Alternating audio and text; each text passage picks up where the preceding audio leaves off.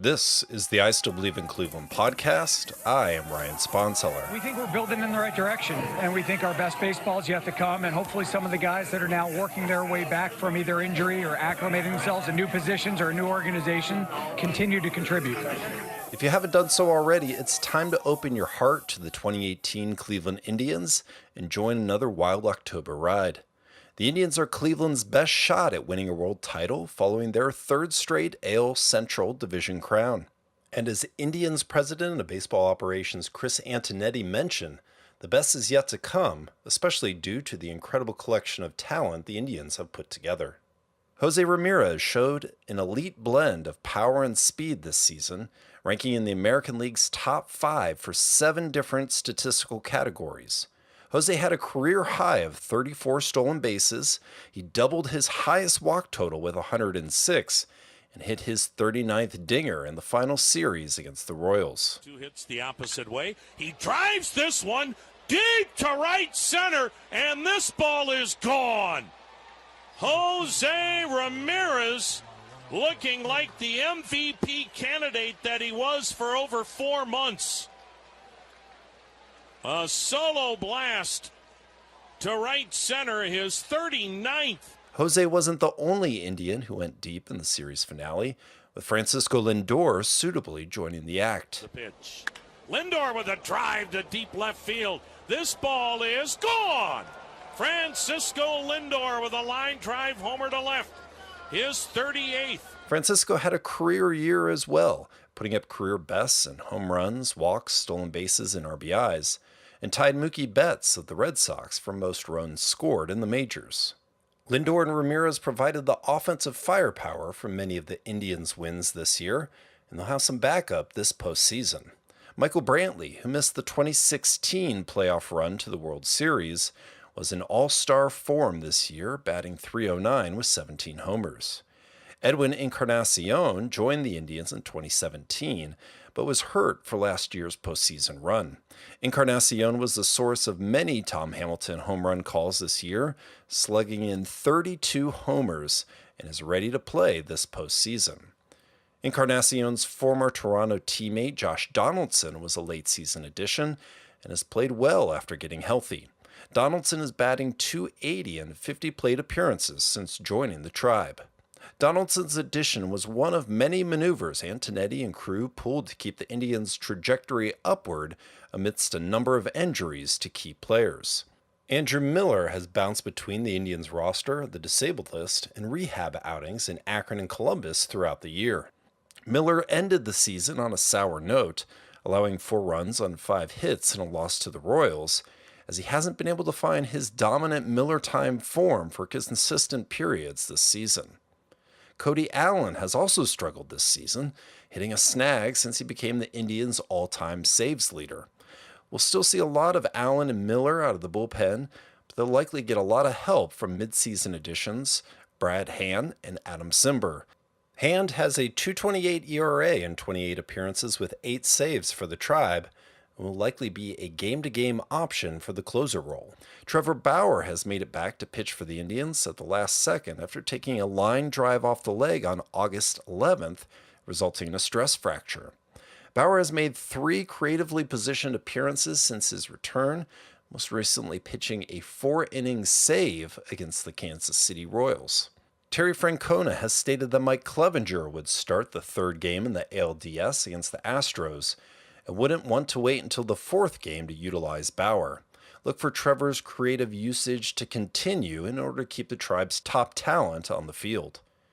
The Indians will play this postseason without mid-season pickup Leonis Martin, as Martin came down with a life-threatening illness that he has since recovered from.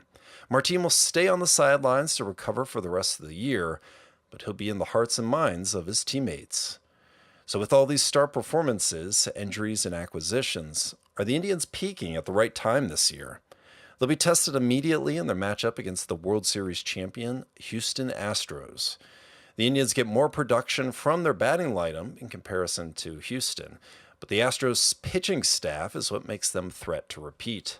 Game 1 is this Friday in Houston at 2:05 Eastern. Astros ace Justin Verlander will face Corey Kluber, who has the full backing of Terry Francona.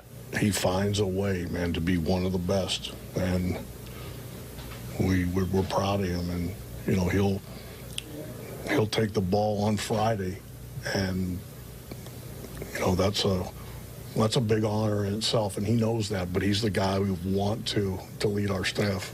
Garrett Cole will face Carlos Carrasco in Game 2 at 4:37 Eastern on Saturday. Verlander and Cole ended 1-2 for the American League lead in strikeouts this past season, both with sub 3.0 ERAs to boot. The Indians were statistically right there with the Astros pitching rotation when it comes to strikeouts, with Kluber, Carrasco, Bauer, and Clevenger all recording more than 200.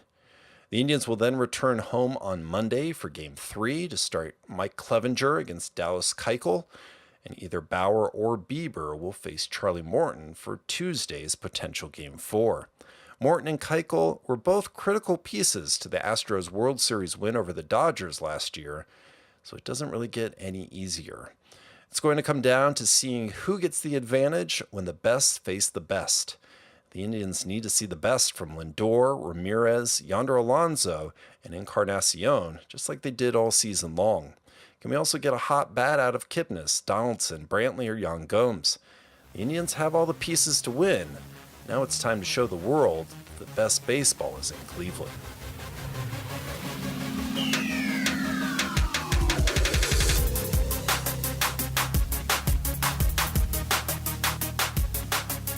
Browns blogger Eric Saunier joins me again on the podcast. And Eric actually came out to Chicago this past weekend where we watched the Browns' high-scoring overtime loss with one of the largest Browns backers groups in the nation at John Barleycorn. So Eric, to close the book on that Raiders game, many have attributed the loss to turnovers and refs. What else can the Browns improve upon to carry over against the Ravens? The perceived strength of the Cleveland Browns, known as their defense, really let the franchise down last week and must improve upon itself against the Ravens. I was very underwhelmed by the team's pass rush, or lack thereof. Also, the team was unable to generate turnovers, something that was prevalent in earlier contests. Quarterback Derek Carr had 437 yards passing. That type of output cannot happen in the NFL if you expect to win. Okay, so looking forward, we knew that the Raiders were better than their record. Do you think the Ravens are as good as their record? I would say the Ravens are a very solid team right now. They had a layup of a game against the Buffalo Bills, a pair of impressive wins over the Denver Broncos and Pittsburgh Steelers, and a bad loss at the Cincinnati Bengals. Are they a great team? No. Are they beatable? Yes. Are the Ravens a playoff contender? Yes, but that does not mean the Cleveland Browns cannot defend their turf and defeat this foe at home. However, the Ravens are a team that should not be taken lightly. As I remember, Lamar Jackson was supposedly challenging Joe Flacco for his starting job this season. What has Flacco done to extinguish those rumors? Well, all that Joe Flacco has done to hold off the rookie is average 313 yards per game, averaging 2 touchdowns per contest, with a 3-1 record and only 2 interceptions in the process. If he continues this type of output, he's not going to have to worry about Lamar Jackson, at least not in 2018. For the Browns, what do you think is on Hugh Jackson's plate for what he can do differently to get more wins? I like the aggressive approach Hugh Jackson took with this team last week. In addition to attempting 3 two-point conversions, he was not afraid to keep throwing the ball around despite the receivers dropping passes and one even being tipped up to Garyon Conley return for a touchdown. In hindsight, Coach Jackson could have gone for it on 4th and short at their own 18-yard line. I'm not going to kill him for that. It was a tough decision, and you rely on your defense who has carried you the first 3.5 contests. Instilling confidence in his players can go a far way in this league, and I believe that's what Hugh Jackson is attempting to do. One thing I believe he should do is take a look at his special teams.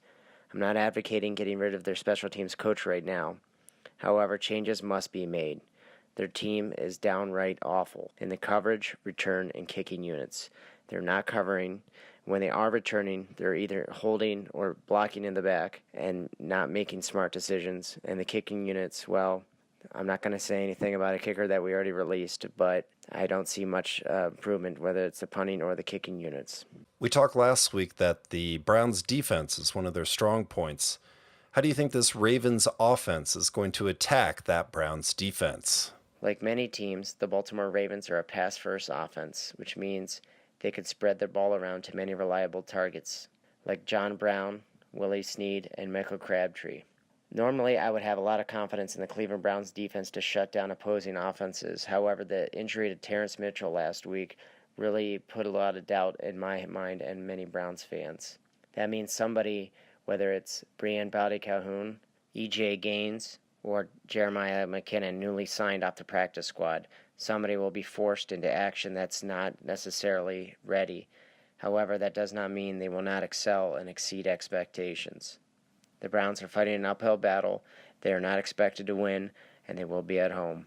I have all the faith in the world, but once again, it's the NFL, and it is the Cleveland Browns. So, here's to hoping. Go Browns.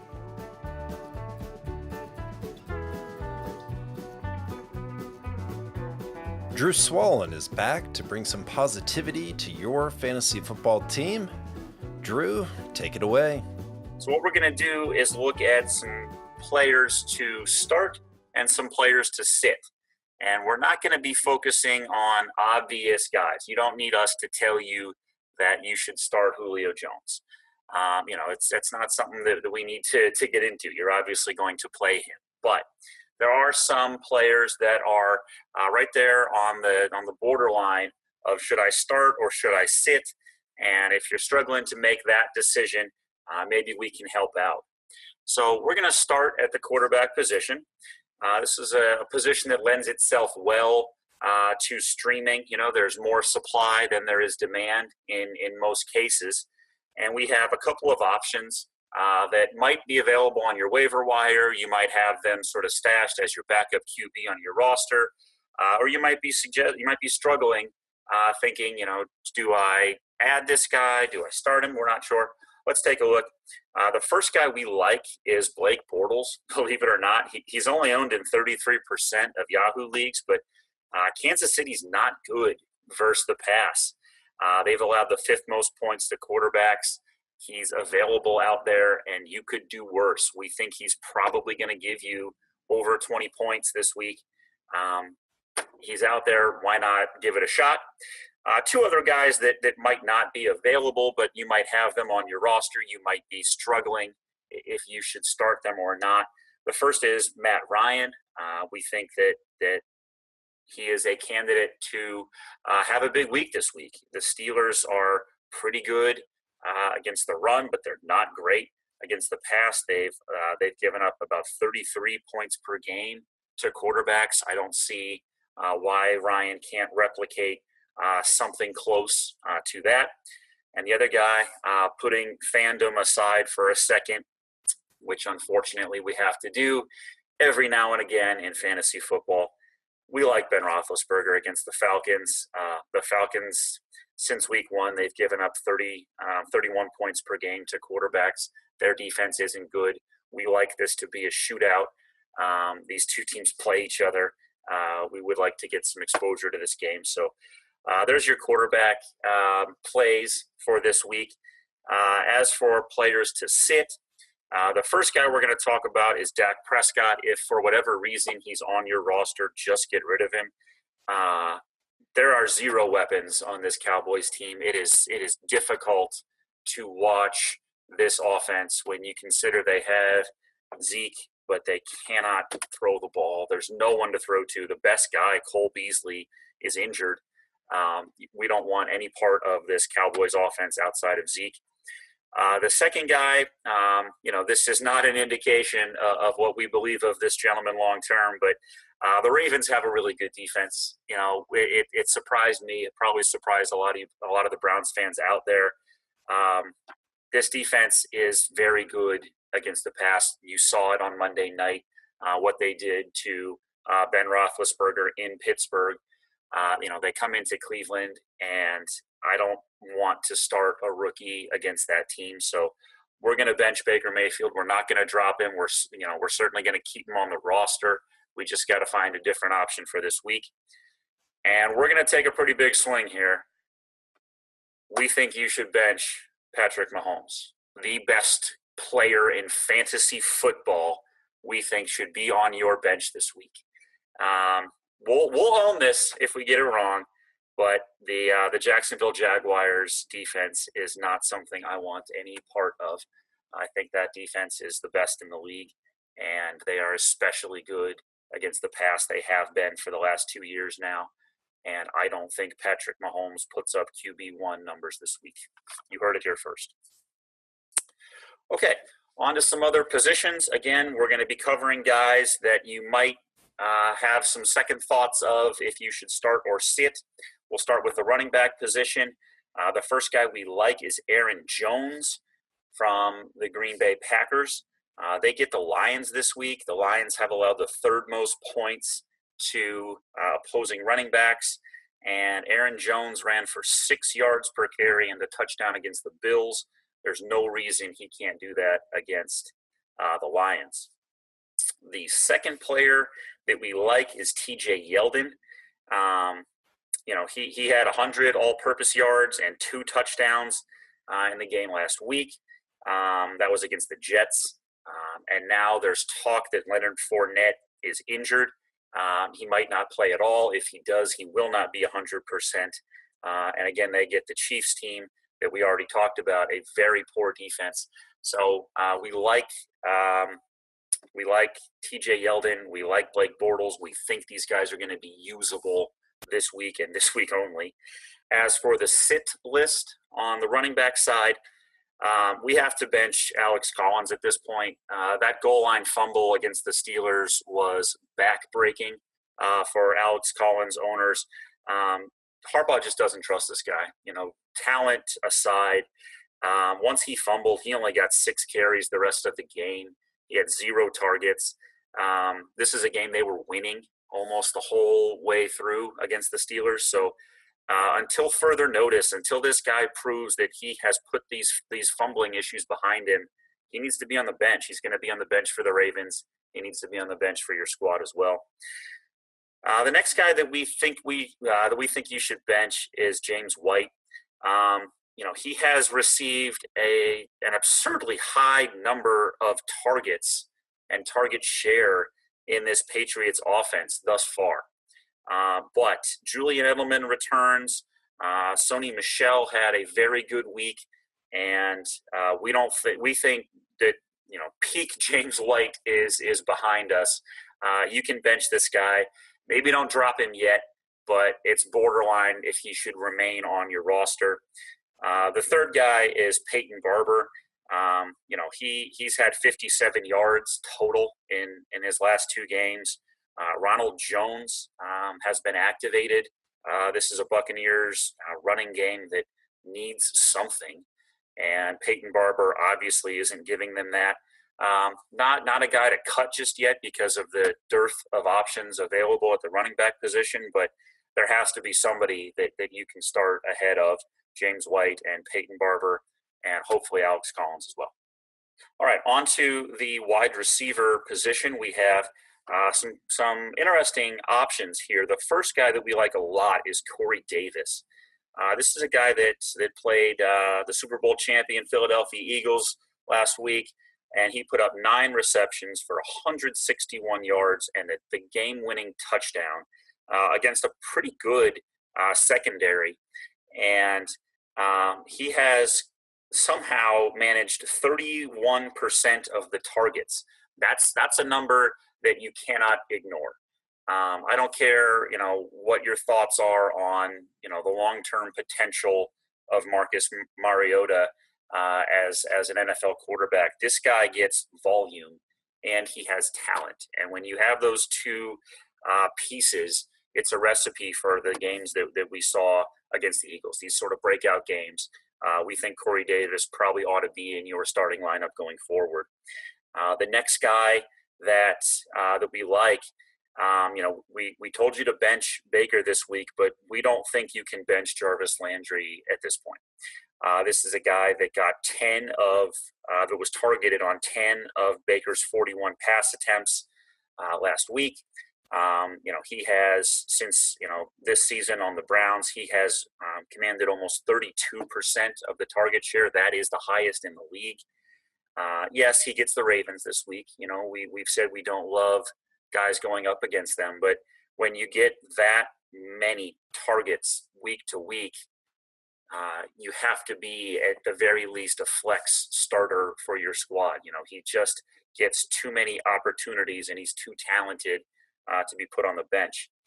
On the sit side of the equation for wide receivers, these are guys that not only can you sit them, you can give them their outright release from your squad. The first is Chris Hogan. I was very high on Chris Hogan this year, and Chris Hogan has 8 catches in 4 games. Julian Edelman returns. Josh Gordon hopefully has the injury behind him. And, Sony Michel and James White are getting a bunch of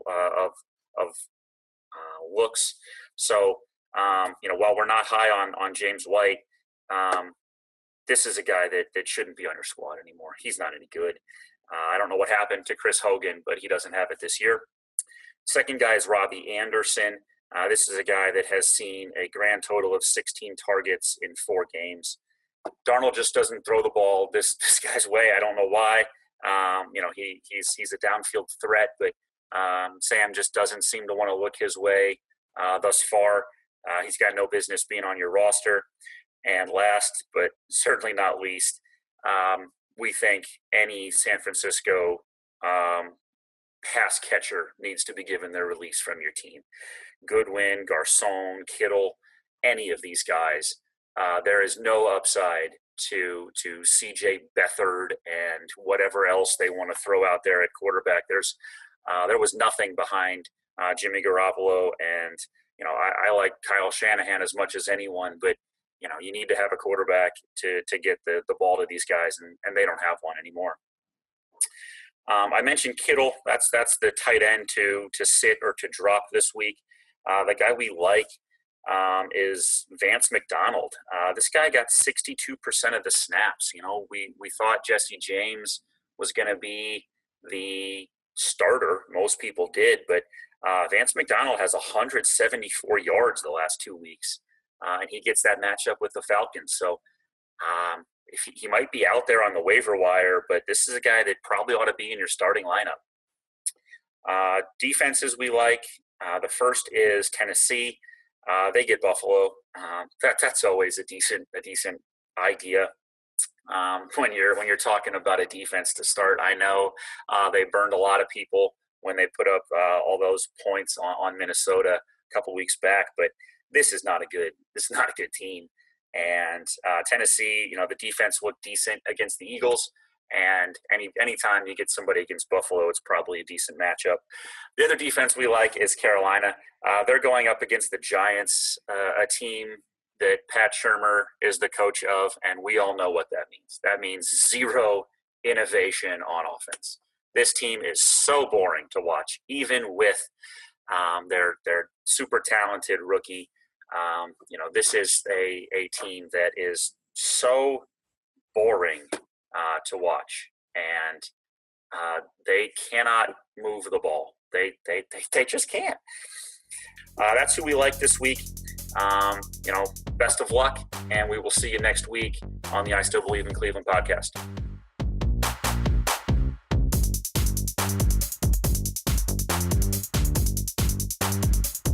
Thanks again to Eric and Drew for the knowledge. Check out my Twitter account @Spawny, and you'll see a pinned tweet for how to subscribe to the podcast and Eric and Drew's Twitter accounts. We'd love to hear your positive reviews on iTunes or the Apple Podcasts app to help us grow. And if you've got something constructive or even negative, just DM me on Twitter @Spawny. Thanks to the Cleveland Indians Radio Network, WTAM, Fox Sports Ohio, and Cleveland.com for the game and interview clips. Check them out on Twitter and YouTube for great Indians content. The I Still Believe in Cleveland podcast is released every Wednesday night, wherever you listen to podcasts. Thanks again for listening, and we will talk to you again next week.